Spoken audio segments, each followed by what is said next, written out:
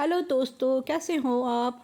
आज हम कहीं बाहर आए हुए हैं। हमें एक स्कूल से इनविटेशन आया हुआ था। एंजल पब्लिक स्कूल खन्नी का स्कूल है ये।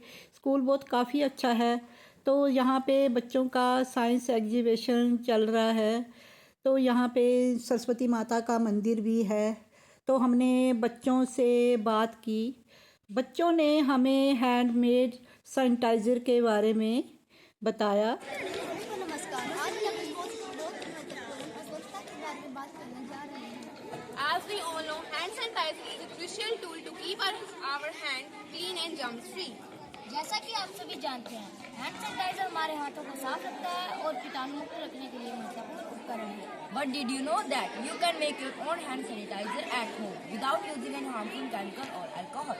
लेकिन क्या आप जानते हैं कि आप बिना किसी हानिकारक रसायन या अल्कोहल का उपयोग किए घर पर भी हैंड सैनिटाइजर बना सकते हैं। Why make homemade sanitizer? घर पर ही सैनिटाइजर क्यों बनाएं? Because making your own hand sanitizer can be cheaper than buying some commercial products.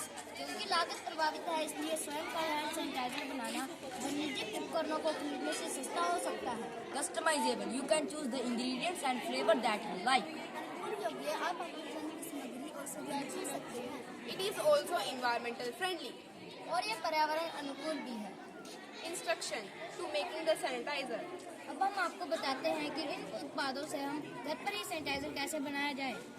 Take a 50 ml beaker and take 50-50 ratio of hydrogen peroxide which are active ingredients to kill the germs.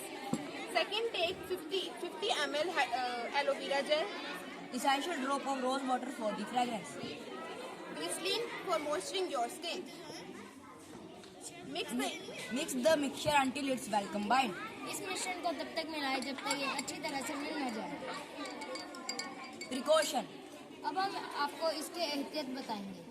You make sure to use the 3% of hydrogen peroxide to ensure an effectiveness.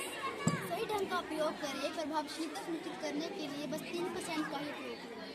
Do a patch test before using the sanitizer if you have sensitive skin. त्वचा की जलन से बचें। यदि त्वचा की जलन से बचें, हैंड सैनिटाइजर प्रयोग करने से पहले पैर परीक्षण अवश्य करें यदि आपकी त्वचा सेंसिटिव है। धन्यवाद। बच्चों से मिलके हमें बड़ा अच्छा लगा।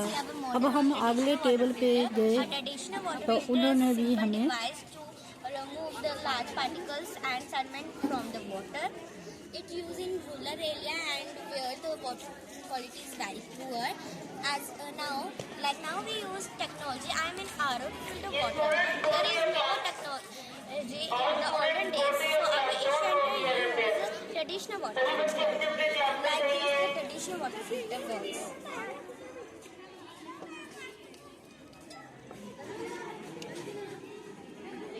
Now we will pour dirty water into the waste container which have pebble and glue. अब हमारे पास गंदा पानी कंटेनर में आ गया जिसमें छोटे पत्थर और रेत है। Now the water is slowly moving in the charcoal container which have charcoal, and now the sand container, and slowly moving in the fourth container which have cotton, and the moving in the fifth and last container which have collection of clean water.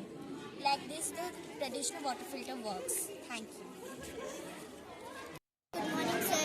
I am Anishika from 5th standard. Today we are presenting a model on pendulum.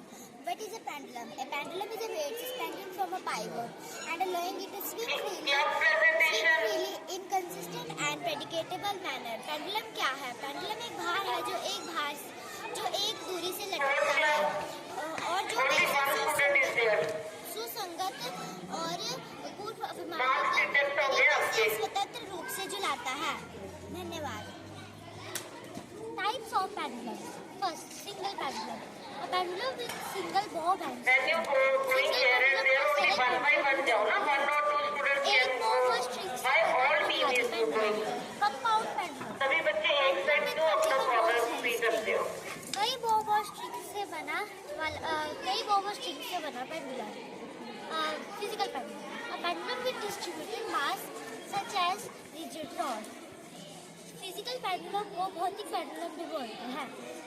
एक विपरीत द्रव्यमान वाला pendulum जैसे कि कठोर है। धन्यवाद। Good morning to all. My name is Samriti from 5th standard. Today's our presentation topic is components of pendulum. String that connects the bow to the power. This is string and this is power. String वह सामग्री जो बो को जोड़ती है. Pivot the point from which the pendulum swings. दूरी वह बिंदु जहाँ से पेंडुलम घूमता है. Like this. Thanks. Morning all present here today. We are the student of the Health and Wellness Club performing a presentation on the basic of common cold or herbal remedies.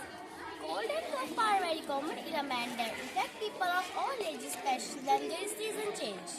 सर्दी और खांसी बहुत आम समस्या है जो हर उम्र के लोगों को प्रभावित करती है, खासकर जब मौसम में बदलाव होता है. While common cold medicine can provide relief, but they often come with side effects. जबकि सामान्य सर्दी की दवाइयाँ राहत दे सकती है, लेकिन वो अक्सर दुष्प्रभाव के साथ आती है.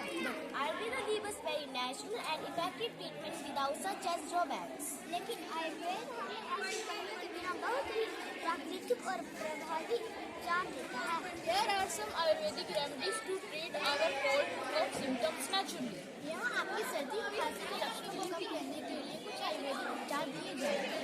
Our first remedy is a traditional Indian drinking kadha.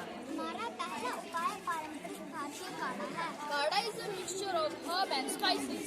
काढ़ा जड़ी बूटी और मसालों का प्रयोग किया गया है जो आपकी प्रतिरक्षा को बढ़ावा देकर सर्दी और खांसी के लक्षणों को कम करने में मदद कर सकता है. To make kadha, take half cup of water. काढ़ा बनाने के लिए आपको आधा कप पानी चाहिए होगा. To make kadha, you will need half teaspoon and grinded ginger. काढ़ा बनाने के लिए आपको आधा चम्मच कसा हुआ अदरक चाहिए होगा. 2-3 hand crushed tulsi leaf 2 से 3 हाथ कुचली हुई तुलसी की पत्तियां लें and pinch of cinnamon powder और एक चुटकी इलायची पाउडर भी लें and a pinch of black pepper powder. और एक चुटकी काली मिर्च